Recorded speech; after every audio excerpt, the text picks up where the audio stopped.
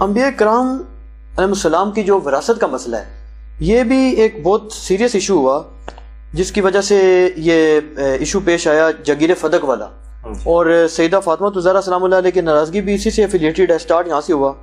تو اس مسئلہ پہ تھوڑی سی روشنی ڈالیں کہ کیا یہ احادیث سے صحیح موجود ہیں، اہل سنت اور اہل تشیع دونوں کے حوالے سے بتائیں کہ کیا انبیاء کرام کی وراثت نہیں ہوتی یا وراثت علمی ہوتی ہے، تو پھر ناراضگی کا کیا ایشو بنا؟ مسئلہ یہ ہے میرے بھائیوں کہ جو باغ فدق کا ایشو ہے نا، لفظ فدق ہے، لوگ فدق بولتے ہیں، باغ فدق بھی نہیں ہے، جاگیر فدق ہے، ایک باغ نہیں تھا، ایک خاص اراضی تھی۔ اس کا ایشو جو ہے صدیوں سے اہل سنت اہل تشیع کے درمیان ایک بون آف کنٹینشن بنا ہوا ہے۔ میرے نزدیک یہ مینیجریل ایشو تھا۔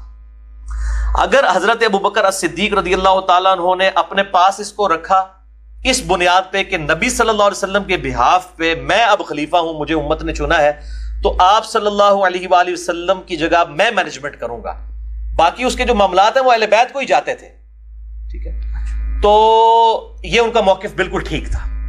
اور اگر وہ حضرت فاطمہ کو دے دیتے، جیسا کہ بعد میں عمر بن عبدالعزیز نے جو ہے وہ آل فاطمہ کو دے دیا، تب بھی درست ہوتا۔ تو یہ مینیجریل ایشو تھا، اور اس میں سیدہ فاطمہ جو ناراض ہوئیں، اب یہ ناراضگی جو ہے ان کی سیدنا ابوبکر صدیق رضی اللہ تعالی عنہ کے ساتھ ایک بشری تقاضے کے تحت تھی۔ اس پہ نعوذ باللہ یہ فٹ کرنا کہ جی وہ صحیح بخاری اور مسلم کی حدیث کہ جی فاطمہ میرے جگر کا ٹکڑا ہے، جس نے اسے تکلیف دی اس نے مجھے تکلیف دی، نعوذ باللہ من ذالک۔ سیدنا ابوبکر صدیق تو سوچ بھی نہیں سکتے تھے، ٹھیک ہے۔ جس ابوبکر صدیق کی حدیث بخاری کے اندر 3751 ہے کہ محمد کی محبت کو اہل بیت کی محبت میں تلاش کرو، وہ کب یہ کر سکتے تھے؟ ٹھیک ہے، وہ ایک بعض کا دنیاوی طور پہ بھی کبھی ایسے اختلاف آ جائے تو ناراضگی ہو، یہ بات ٹھیک ہے، بخاری اور مسلم میں موجود ہے کہ وفات تک سیدہ رہی ہیں، سیدنا علی نے رات کو ان کو دفن کیا ہے، ابوبکر عمر کو نہیں بتایا، ظاہر ہے ایک معاملہ چل رہا تھا اس وقت، اور یہ دنیاوی اعتبار سے اس طرح کی ناراضگی ہو جاتی ہے، بل فتویٰ فٹ نہیں کرنا چاہیے۔ اس طرح کی ناراضگیاں تو مطلب بعض کا سیدنا علی اور فاطمہ کے درمیان بھی ہو جایا کرتی تھی، اس لیول کی تو نہیں لیکن ہو جاتی تھی، تو اس طرح فتویٰ نہیں لگانا چاہیے۔ باقی وراثت کا جو ایشو ہے بخاری اور مسلم میں ڈیٹیل موجود ہے کہ انبیاء کرام علیہ السلام کی وراثت جو ہے وہ تقسیم نہیں ہوتی۔ اچھا، میں اکثر سوچتا تھا کہ اگر سیدہ فاطمہ، یہ اکثر جو ہمارے سنی کہتے ہیں سیدہ فاطمہ کو یہ حدیث ہی نہیں پتا تھی وراثت والی، بھائی فاطمہ کو نہیں پتا تھی تو اور کس کو پتا ہوگی جس کی ضرورت تھی؟ ان کو حدیث پتا تھی۔ بیسیکلی یہ مینجمنٹ کا ایشو تھا کہ میں اب نبی صلی اللہ علیہ وسلم کی وارث ہوں، تو آپ کے بہاف پہ میں اس کو مینج کروں گی۔ تو سیدنا ابوبکر صدیق نے اس لیے وراثت والی حدیث ان کو یاد کروائی کہ بھی نبیوں کا تو وارث ہی کوئی نہیں ہوتا، جب وارث نہیں ہوتا تو تولیت والا مینجمنٹ والا ایشو آپ کے حوالے کیسے کر دیا جائے؟ تو ان کی علمی وراثت ہوتی ہے انبیاء کرام علیہ السلام کی، تو یہ فزیکل وراثت اس طریقے سے تو نہیں ہوگی۔ جب وراثت نہیں ٹرانسفر ہوتی ہے تو آپ یہ مینجمنٹ کیوں مجھ سے مانگ رہی ہیں؟ میں مینجمنٹ اس کو چلاؤں گا۔ تو یہ کوئی نعوذ باللہ اس طرح کی کوئی گستاخی والا معاملہ نہیں تھا، ایک ان کا ایک اپنا، اور وہ ڈیسیژن کر سکتے تھے، ظاہر مسلمانوں نے ان کو خلیفہ چنا تھا، اگر وہ دوسرا ڈیسیژن بھی کر دیتے تب بھی ٹھیک ہوتا۔ تو یہ ڈیسیژن، یہ ظاہر امت کے لیے ایک آزمائش بنتی ہیں، اس طرح کی جو چیزیں ہو جاتی ہیں بعد میں آزمائش بن جاتی ہیں، بالکل نیک نیتی پہ مبنی تھا۔ اب دیکھیں اس کے جواب میں سیدہ فاطمہ نے، بخاری مسلم میں آپ حدیثیں اٹھا کے دیکھیں، کہیں نہیں ملتا کہ انہوں نے کہا ہو کہ نہیں نہیں یہ تو بات آپ غلط کر رہے ہیں، انکار نہیں کیا، بس صرف وہاں سے ناراض ہو کے چلی گئی۔ اور جس طرح ایک بیٹی بھی کبھی اپنے باپ سے ناراض ہو جاتی ہے کسی معاملے میں، کوئی ایک ان کی خواہش تھی، ایک چھوٹی سی ضد تھی یا خواہش تھی، اس کو پورا نہیں کیا گیا، اور سیدنا علی رضی اللہ تعالیٰ نے اس کی بنیاد کے اوپر کوئی ہنگامہ نہیں کھڑا کیا، بعد میں بکر کی بھی بیعت کی، عمر کی بھی کی، عثمان کی بھی کی رضی اللہ عنہم اجمعین وعلیہم السلام۔ تو یہ اہل تشیع کے ہاں بھی اصول کافی میں امام جعفر الصادق رحمہ اللہ تعالی المتوفی 114 ہجری، المتوفی 148 ہجری، 114 میں امام باقر فوت ہوئے ہیں، 148 ہجری، ان کا قول صحیح سند کے ساتھ شیعہ کے اصول محدثین پہ اصول کافی میں موجود ہے کہ انبیاء کرام علیہ السلام کی وراثت علم ہوتا ہے، وہ تقسیم نہیں ہوتی۔ لہٰذا یہ شیعہ ذاکرین، میں بھی کہوں گا اہل تشیع کے ذاکرین، وہ روٹی روزی چلانے کے لیے اس معاملے کو اس طریقے سے اٹھا رہے ہیں۔ تو اس معاملے میں میرا موقف جو ہے وہ یہی ہے کہ سیدنا ابوبکر صدیق رضی اللہ تعالیٰ عنہ اگر وہ ڈیسیژن کرتے تب بھی ٹھیک ہوتا، یہ بھی کرتے تب بھی ٹھیک ہوتا۔ یہ مینیجریل ایشو تھا، یہ وراثت والا ایشو نہیں تھا۔ سیدہ فاطمہ کو پتا تھا رضی اللہ تعالی عنہا وعلیہ السلام کہ وہ یہ وراثت تقسیم نہیں ہوتی. تو میرا موقع میرا لئے کافی ہے، باقی ابھی موقع ملا تو پھر ڈیٹیل لیکچر ریکارڈ کرائیں گے انشاءاللہ. چلو مان لیا کہ یہ رسول پاک صلی اللہ علیہ وسلم نے اپنے حیات میں دیا تھا، تو ابو بکر نے اس پہ قبضہ کیا تھا وغیرہ وغیرہ. تو امیر المؤمنین علیہ السلام کی جب خلافت آئی تھی تو انہوں نے اس کو واپس کیوں نہیں کیا تھا؟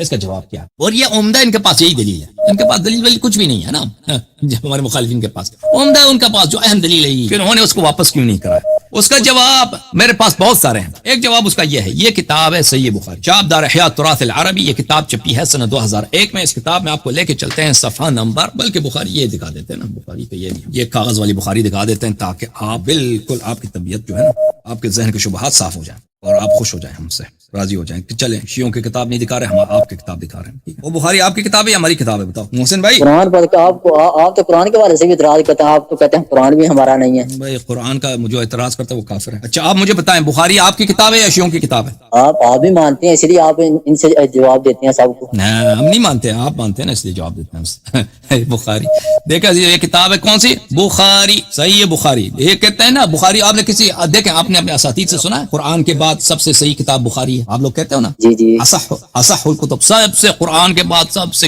صحیح کتاب کون سی؟ بخاری. اچھا سب سے صحیح کتاب قرآن کے بعد. اس کتاب میں میرے محترم ناظرین یہ کتاب چھپی ہے، بخاری صاحب کی کتاب ہے، دار احیاء التراث العربی سنہ 2001 میں چھپی ہے. اس میں آپ کو لے کے چلتے ہیں عزیزو صفحہ نمبر 284 کتاب الحج. یہ ہے حدیث نمبر 1588 عن اسامہ ابن زید. اسامہ کہتے ہیں انه قال یا رسول اللہ این تنزل فی دارک بمکہ باب توریث دور مکہ و بیعها و شرائها. مکہ کے گھروں کی وراثت اور مکہ کے گھروں کی خرید و فروخت، اس کے متعلق باب بنائے بخاری میں. جب فتح مکہ کے وقت تھا یا مثلا فتح حجۃ الوداع کے موقع پر بھی تو نبی کریم صلی اللہ علیہ وسلم مکہ آئے. ان کا اپنا شہر ہے، ابائی شہر ہے نا بھائی مکہ. محسن بھائی جی جی. تو وہ مکہ میں جب ہجرت سے پہلے اپنے گھر میں رہتے تھے، کرائے کے گھر پہ رہتے تھے نبی کریم صلی اللہ علیہ وسلم. آپ فرما دیں جس طرح آپ پڑھ رہے ہیں. آپ بتائیں نا ہجرت سے پہلے وہ کس کے گھر میں رہتے تھے؟ کرائے کے گھر میں رہتے تھے یا اپنے گھر میں رہتے تھے؟ آپ بتائیں نا جس طرح آپ پڑھ رہے ہیں بتائیں. وہ اپنے گھر میں رہتے تھے. نبی کریم صلی اللہ علیہ وسلم کوئی فقیر اس طرح نہیں تھے کہ بھئی ان کے پاس گھر نہیں. نبی کریم صلی اللہ علیہ وسلم کا خاندان جو تھا، حضرت عبد المطلب علیہ السلام پورے مکے کے وہ سردار تھے اور ان کی بہت جائیداد تھی. ان کے بعد جب ان کی وفات ہوئی ہے تو ان کے بیٹے عبداللہ علیہ السلام کو حصہ ملا اور عبداللہ علیہ السلام کے حصے سے نبی کریم صلی اللہ علیہ وسلم کو حصہ ملا. تو ان کا گھر تھا مکے میں، وہ اپنے گھر میں رہتے تھے. جب وہ فتح مکہ کے بعد اپنے گھر میں آئے ہیں، اپنے شہر میں آئے ہیں، تو اسامہ نے کہا ان سے یا رسول اللہ این تنزل فی دارک بمکہ. آپ کا تو مکے میں گھر ہے، اپنے گھر میں جائیں گے انشاءاللہ، اپنے گھر میں قیام کریں گے. تو فرمایا وہل ترک عقیل لنا من رباع او دور. تو کیا عقیل نے ہمارے لیے کوئی گھر بھی چھوڑا ہے؟ عقیل نے ہمارا گھر بھی چھوڑا ہے. عقیل جو تھا ان کا چچا زاد بھائی ہے.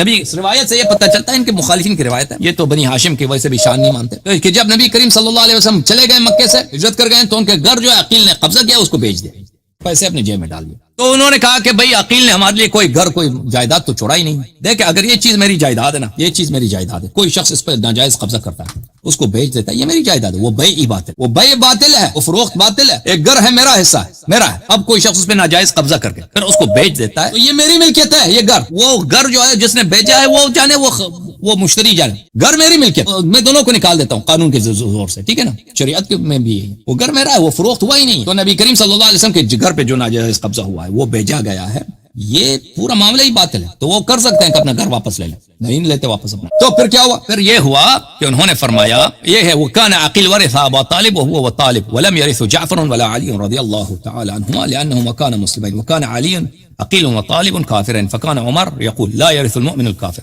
اچھا پھر اس کے بعد اس میں حدیث میں کوئی مزے کی بات نہیں ہے، مفید بات نہیں ہے. اچھا میں ابھی آپ کو کتاب دکھاتا ہوں، کتاب فتح الباری. یہ مسلم میں بھی یہ حدیث موجود ہے. یہ کتاب فتح الباری بشرح صحیح البخاری للحافظ ابن حجر الاسقلانی جزء 40 چاپ دار المعارف. یہ وہی حدیث ہے، حدیث نمبر 1588 صفحہ نمبر 450 میں. اس حدیث کی شرح میں حافظ ابن حجر کہتے ہیں کہ اسامہ نے رسول پاک صلی اللہ علیہ وسلم سے پوچھا کہ اپنے گھر میں کیا رکیں گے یا کسی اور کے گھر میں رکیں گے. وظاہر هذا القصہ انه كان حين اراد دخول مکہ.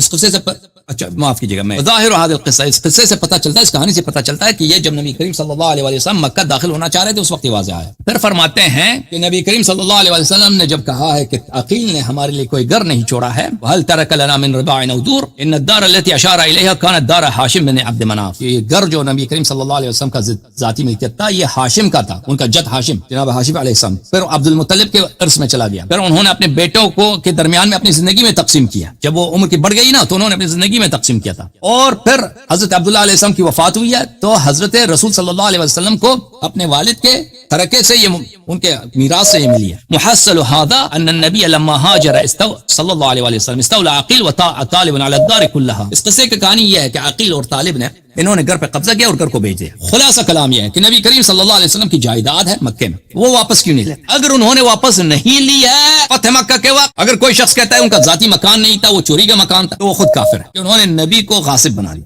اگر یہ نبی صلی اللہ علیہ وسلم کا مکان تھا, ان کے مکان پہ ناجائز قبضہ ہوا ہے اور اس کو ناجائز طریقے سے بھیجا گیا ہے, لیکن نبی کریم صلی اللہ علیہ وسلم اس کو واپس مسترد نہیں کرتے, واپس دوبارہ اس پہ قبضہ نہیں کرتے, تو اس میں سیرہ بن جاتا ہے, سنت بن جاتا ہے. تو اگر امیر المومنین علیہ السلام نے اس سنت پہ عمل کیا ہے کہ ان کے جائیداد پہ ناجائز قبضہ ہوا ہے, وہ ظالم دنیا سے, جس نے غصب کیا ہے وہ ظالم دنیا سے چلا گیا ہے, اور جو مظلوم ہیں مظلومہ ہیں جن کا حق غصب کیا ہے وہ بھی دنیا سے چلی گئی ہیں, اور وہ ظالم اور مظلوم دونوں اللہ کے پاس ہیں, اللہ ان سے حساب لے گا, اللہ ان سے مطالبہ کرے گا. تو اگر وہ سنت نبی صلی اللہ علیہ وسلم پہ عمل کرتے ہیں اور اپنا حق واپس نہیں لیتے تو انہوں نے سنت پہ عمل کیا, اس میں پرابلم کیا ہے؟ مزید بولو جناب. صحیح, ماشاءاللہ, جزاک اللہ.